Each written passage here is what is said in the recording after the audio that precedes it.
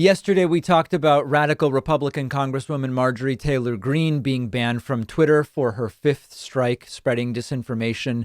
And I told you the details of it. And we mentioned, when these things happen, it's, of course, correct. But they immediately turn it into I'm the victim. They immediately throw out their principles of businesses should be allowed to do what they want as long as it's not illegal. It's the same tired routine. And now, unfortunately, it's scaling up even more because Marjorie Taylor Greene has been suspended from Facebook just hours after the Twitter ban. This one does not appear to be permanent.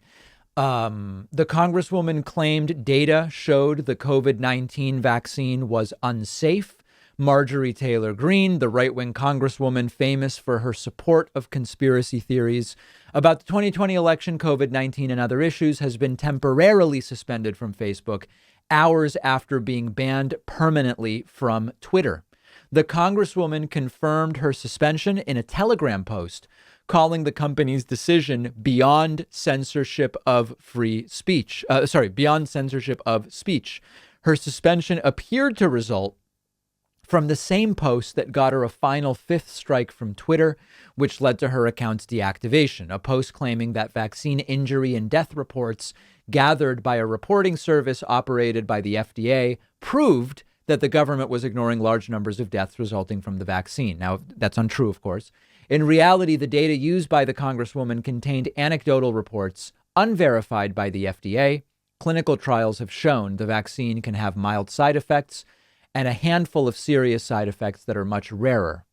Ms. Greene originally posted a message on both platforms pointing to a large number of reports of injury or death among COVID vaccine recipients as evidence that the federal government was ignoring high amounts of COVID vaccine deaths. This has become, a favorite among the anti-vax people. Now, obviously she deserves to be banned. The ban from Twitter is permanent. The ban from Facebook is temporary. I'm conflicted only in the sense that these bans are correct, but immediately used to the advantage of these individuals. And we can't really do anything about that. I mean, when people misunderstand what free speech is, when people misunderstand what censorship is, when people claim to hold values of businesses being able to do what's best for them until it conflicts with what is convenient for them, we can't really do anything about the fact that people like Marjorie Taylor Greene will weaponize these bans. But now comes the onslaught of the right-wing pundits confusing the Constitution with the terms of service of a private company. Here comes the martyrdom and the entire thing. Will she say this violates HIPAA? I don't think so. She's known for talking about HIPAA, but I don't think she will actually pull that here.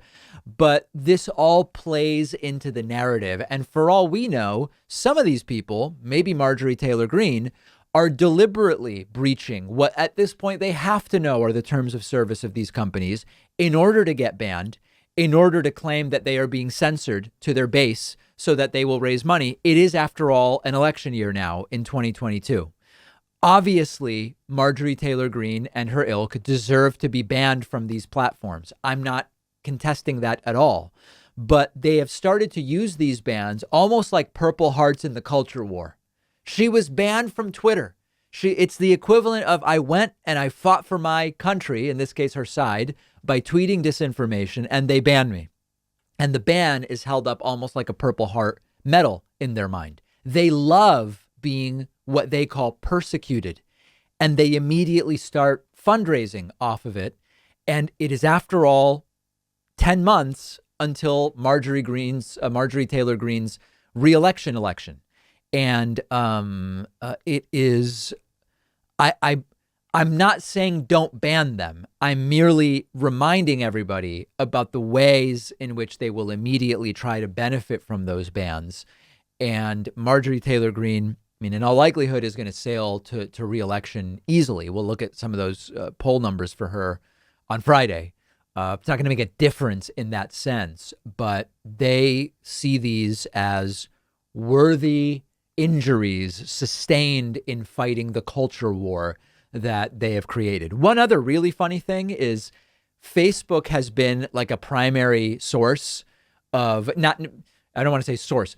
Facebook has been a primary disseminator of COVID disinformation by allowing so much of it over the last year and a half. And it's funny that now all of a sudden they're banning Marjorie Taylor Greene for exactly that reason. But they did ban her. It's temporary. She'll be back on.